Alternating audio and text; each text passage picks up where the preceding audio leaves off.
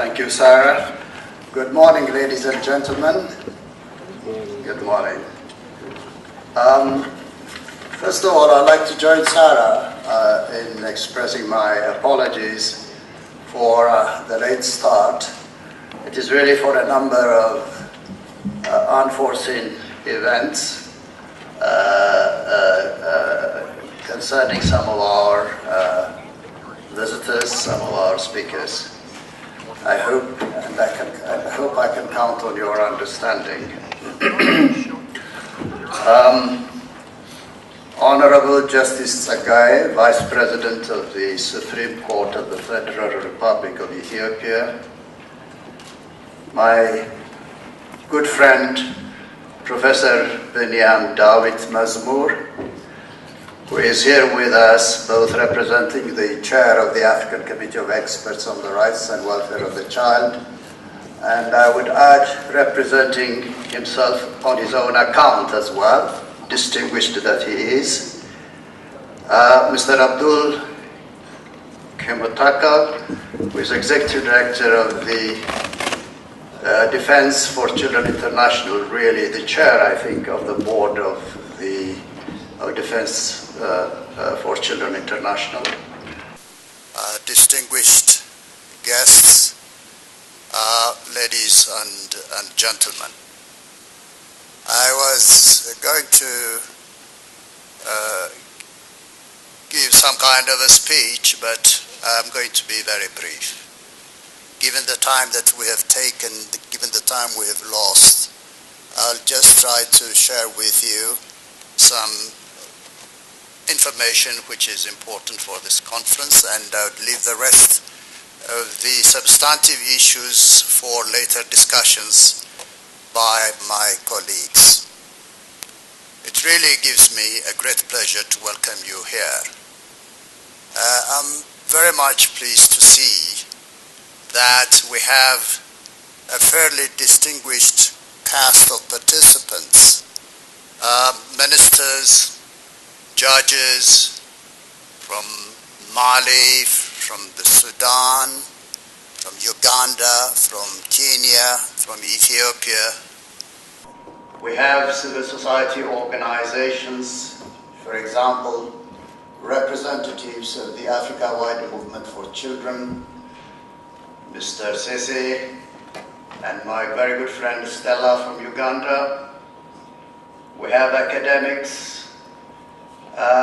none other than someone like Professor Yapduk from the University of Amsterdam and formerly chair of the United Nations Committee on the Rights of the Child, activists, campaigners, and child rights defenders.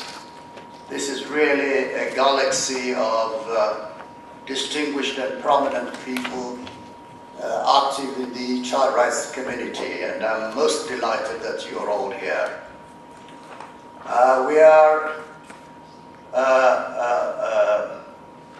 We're here to address a very important issue, the issue of child justice.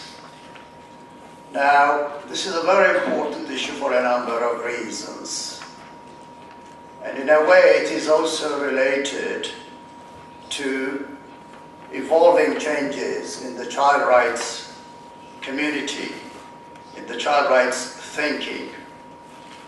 We at ACPF have been working on this issue for the last 10 years at least. Initially, our work focused on the harmonization and domestication of laws, namely the harmonization of national laws with the Convention on the Rights of the Child and with the African Charter on the Rights and Welfare of the Child. The question we were trying to address is to what extent are African national laws consistent with their obligations under the Convention on the Rights of the Child and the African Charter on the Rights and Welfare of the Child. Where are the gaps and what is it that needs to be done? As you know, there has been considerable progress over the last 25 years, I would say, in terms of the ratification of the major international and regional in instruments affecting children. And really, there is very little that one can say or do when it comes to ratification or harmonization of laws or domestication of laws. What is, I think, now on the agenda within the rights community, especially within the child rights community, is the issue of implementation of those conventions, implementation of laws that are in harmony with these conventions. And in a way, therefore, the challenge for all of us in this area is the promotion of the implementation of national laws and legislation affecting children. And in that respect, a corollary to this is ensuring that we take governments into account. In other words, monitoring the extent to which they are implementing their obligations under these international and continental conventions. Now, because of this, we are focusing increasingly on implementation. And when it comes to children's issues, there is a general concern, engagement, or preoccupation when it comes to some of the basic and most obvious elements in child rights legislation, in child rights policy. Governments, international organizations, child rights advocates are very much, and rightly, preoccupied, for example, with issues like child mortality, infant mortality, and so on and so forth. And there is generally, I think, an uproar or an outrage whenever we see that children are engaged in conflicts or victims of conflict, or when we hear that thousands and thousands of children are affected by malaria and such diseases. Okay. However, there is very little attention given to other issues like the deprivation of liberty for children, children in prison, or children who are victims of abuse of one kind or another. In a way, therefore, we are ignoring, and this is true within the child rights community as well, we tend to ignore some of the insidious violations that are taking place within our respective countries. That is, the violation of the human dignity of children. And human dignity, unfortunately, the human dignity of children is not really a subject that appears sufficiently, visibly, and conspicuously in the child rights parlance or in the child rights conversation. And I think it is important that we put it at the center of our conversation. Because of this preoccupation on our part, we organized in 2011 a Continental Conference on Child Justice in Uganda, in collaboration and in partnership with our partners, Defense for Children International. That conference was successful. It generated considerable interest in the subject. It also resulted in the formulation or adoption of a guideline on child justice in Africa, which was later endorsed by the African Committee of Experts on the Rights and Welfare of the Child. It served a landmark development. It's now some 7-8 years since the Kampala conference, and we thought that it would be good, it would be useful to revisit the landscape and to sort of document how far we have come, where the problems and the challenges are, and what it is that we can do, and hence this conference. This conference is informed by a major continental report, which I believe is with you in your bag. It is a very comprehensive report that was the result of extensive efforts by academics, child rights activists in different parts of Africa. And it's also the result of a validation exercise that took place here in Addis Ababa about a month ago or so.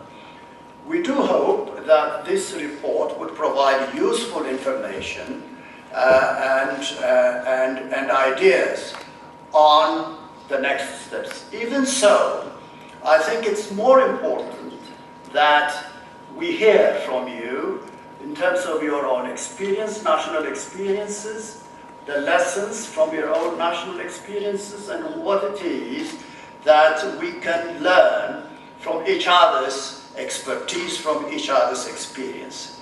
This, we hope, would result in a call to action by the end of this conference.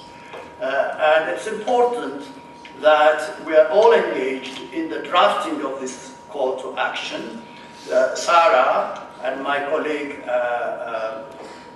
Nkata would later on speak a little bit about this, but it's important that we all are engaged in the formulation and in the adoption of this call to action.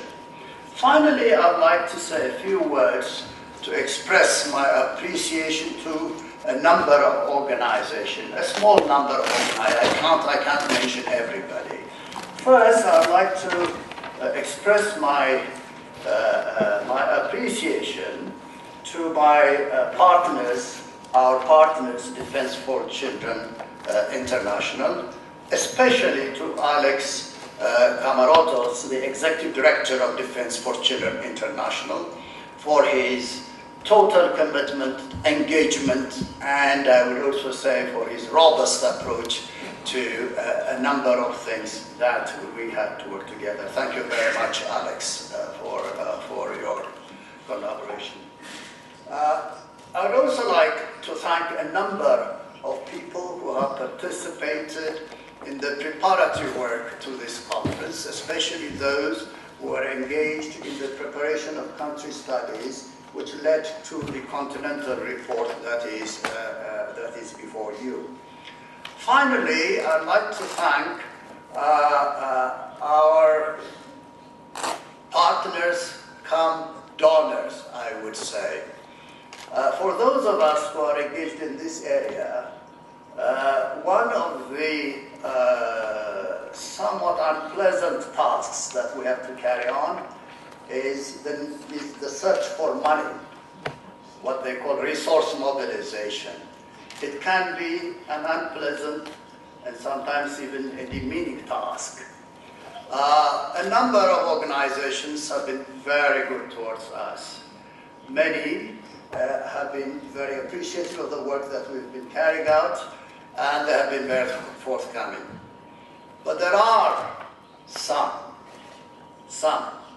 who do help, who do support us, not simply because there is value for money in what we do, not because they care about the costs and benefits of their investments, though important that is, but they do so, they support us because they are genuinely committed to Africa and Africans. To those people who I would rather leave unnamed, I would like to say thank you very much.